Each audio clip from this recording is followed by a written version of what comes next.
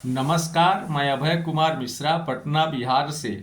आज अपने प्रिय दर्शकों को हम सुनाएंगे गरुड़ पुराण के 12वें अध्याय के बारे में कि गरुड़ पुराण में भगवान विष्णु गरुड़ जी से क्या बता रहे हैं और गरुड़ जी क्या पूछ रहे हैं। तो गरुड़ जी बोलते हैं कि हे जगदीश्वर, 11वें दिन का कृत्य आपने हमको बताया। श्री भगवान उत्तर में कहते हैं कि 11वें दिन प्रातः काल जल स्थान पर जा वहां बड़े प्रयत्न से परलोक संबंधी की क्रिया करें।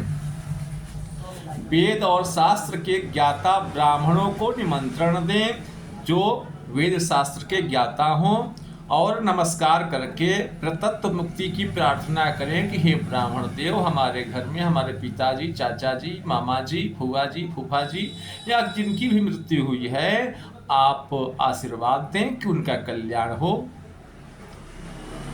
ज्ञाता आचार्य भी स्नान संध्यादि कर्म से पवित्र हो विधि पूर्वक 11वें दिन की क्रिया करें। 10 दिन आमंत्रण प्रेत के नाम गोत्र द्वारा श्राद्ध कर 11वें दिन मंड सहित प्रेत को पिंडदान दें और पिंडदान में तांबे की रुद्र प्रतिमा, सामर्थ्य हो तो चांदी की ब्रह्म प्रतिमा, सामर्थ्य हो तो सोने की विष्णु की प्रतिमा और लोहे की यमराज की प्रतिमा। पश्चिम दिशा में गंगाजल सहित विष्णु कलश रख ऊपर से पीतांबर वस्त्र से सम्मानित विष्णु भगवान को स्थापित करें। पूर्व दिशा में दूध तथा जल सहित ब्रह्म कलश को स्थापित कर सफेद वस्त्र से ढके हुए ब्रह्मा को स्थापित करें। उत्तर दिशा में मधु या घृत सहित रुद्र कलश को रख वस्त्र से लपेट करके रुद्र प्रतिमा को स्थापित करें। तीर्थ जल से दक्षिण दिशा में यम कलश को स्थापित कर काले वस्त्र से संबंधित यमराज की प्रतिमा स्थापित करें। मध्य में मंडल बना उसके ऊपर कुशा का पुतला स्थापित कर पुत्र दक्षिणाभिमुख हो अपशब्द द्वारा तर्पण करें। ब्रह्मा, विष्णु, शिव, धर्म इन सबको वेद मंत्र से तर्पण कर तथा होम कर 10 घटादि श्राद्ध का आचरण करें।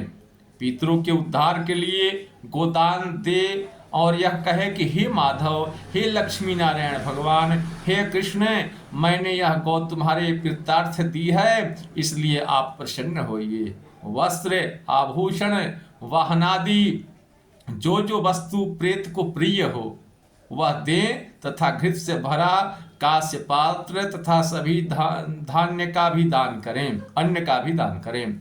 अंत समय में तिलादि 8 महादान न दिया हो तो सया के समीप रख सब दान करें। ब्राह्मण के चरण का प्रलाक्षण तथा वस्त्रादि से अर्चन कर सिद्धांत लड्डू, मालपुआ, दूध आदि का दान करें।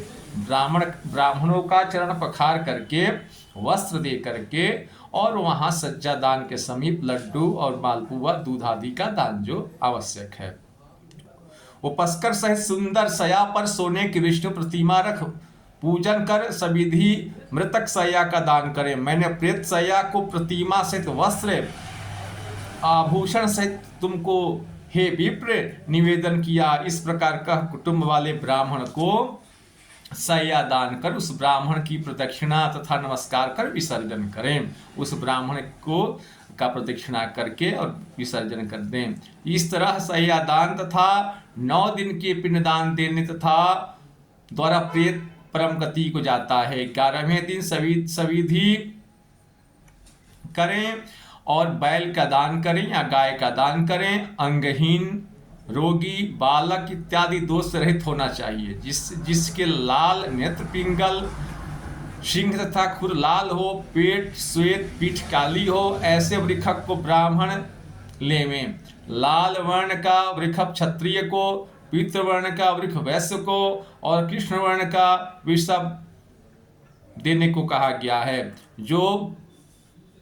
जिसके कबूतर जैसा वर्ण और ललाट में तिलक है उसको बभ्रुनील वृक्ष कहते हैं। जिसके सब अंग नील तथा नेत्र लाल हैं उनको महानील चिन्ह कहते हैं।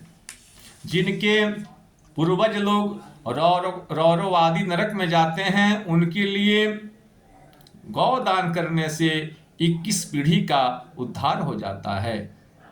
पित्रादि स्वर्ग लोक में गए हैं फिर भी यदि गौ देना चाहते हैं, गौदान करना चाहते हैं कि हमारे कुल में किसी पुत्र ने, वे लोग कामना करते हैं कि हमारे कुल में कोई हो जो बैल और गाय का दान करें और हम लोगों की सदगति करावें, भगवान विष्णु लोक में गमन करावें। सिर्फ देने मात्र से हम लोगों की सदगति हो जाएगी, क्योंकि सब यज्ञों में गौदान और बैल दान हम लोगों को मुक्ति देने वाला है, यह पितृलोक कहते हैं। इसलिए पितरों को मुक्ति के लिए दान अवश्य करें, वह कहे हुए विधि विधान से करें। ग्रहों की स्थापना करके उन मंत्रों से पूजन और शास्त्रीय विधि से होम कर वत्स की माताओं का पूजन करें। वहां वत्स अवर वत्सी को कंकड़ बांध विवाह विधि से स्तंभारोपण करें। रुद्र घट्टादि से वृषभ तथा वत्सी को स्नान करा गंधाक्षस से पूजन कर प्रदक्षिणा करें। वृषभ के दक्षिण पार्श्व में त्रिशूल का चिन्ह, वाम पार्श्व में चक्र का चिन्ह कर उसको त्याग हाथ जोड़ करके पुत्र मंत्र पढ़ें। वृक्ष रूप धर्म हो जिसको ब्रह्मा ने प्रथम रचा, तुम्हारे उत्सर्ग प्रदान से भौरणवध से उद्धार हो। इस प्रकार मंत्र द्वारा नमस्कार करके वत्स और वत्सी को छोड़ें। श्री विष्णु कहते हैं कि हे गरुण, ऐसा जो करते हैं उनको सदा वर तथा प्रेत को भी मोक्ष मिलता है। अतः अपने करने में सफलता होती है। जीवन में यदि पुत्र न हो तो हाथ से करने मात्र से परम गति हो जाता है। कार्तिक आदि शुभ मास तथा उत्तरायण सूर्य हो जाएं और शुक्ल पक्ष तथा कृष्ण पक्ष की एकादशी आदि तिथि हो, सूर्य और चंद्र ग्रहण में, शुभ तीर्थ में गौदान और बैल का दान करना जो है महान लाभदायक माना गया है। एकाग्रचित्त होकर के सवित्र देश से शुभ लग्न और शुभ मुहूर्त में ब्राह्मणों को बुला करके दान देना चाहिए। जब हम दानादि देने से देह शुद्ध करें और पूर्व में होमादि कहा है वह करें। भगवान शालिग्राम की मूर्ति स्थापित कर विष्णु संबंधी अपना श्राद्ध कर तथा ब्राह्मणों को दान दें। हे गरुणे, इस तरह सबको पुत्र सहित कामना प्राप्ति के लिए दान करें। अग्निहोत्रादि यज्ञ तथा अनेक तरह के दान देने से उस परम गति को प्राप्त नहीं होते, वह गौदान और बैल दान करने से परम गति को प्राप्त हो जाते हैं। बाल्य, कुमार, युवा, वृद्ध इन अवस्था में जो पाप किया हो वह बैल दान करने मात्र से नाश हो जाते हैं, इसमें कोई संशय नहीं है। मित्र का द्रोही, कृतघ्नि, मदिरा पी, गुरु पत्नी से गमन करने वाला, ब्रह्म हत्या करने वाला, सुवर्ण चोरी करने वाला, ये सब बैल दान करने से बरी हो जाते हैं। हे गरुणे, गौदान ऐसा कोई भी पुण्य इस त्रिलोकी में नहीं है, परंतु जिस स्त्री को पति तथा पुत्र हैं, ऐसी स्त्री पति और पुत्र के रहते मृत हो जाए तो उसका बैल दान न करके दूध देने वाली गौ का दान करें। हे गरुणे, बैल के कंधे तथा पीठ पर कोई बोझा रखे तो वह प्रलय काल तथा भयानक घोर नरक में पड़ता है। जो लोग बैल पर बोझा लाद करके ढोते हैं वे लोग घोर नरक में जाते हैं। जो निर्दयी मुक्के तथा लाठी से बैल को मारते हैं वे कल्प प्रत्न यम यातना को भोगते हैं। इस प्रकार सपिंडी से पहले जो श्राद्ध है, 16 श्राद्ध है, वह भगवान विष्णु गरुण जी से बताते हैं। अगले वीडियो में 12वें अध्याय के भाग 2 के बारे में हम बताएंगे। नमस्कार।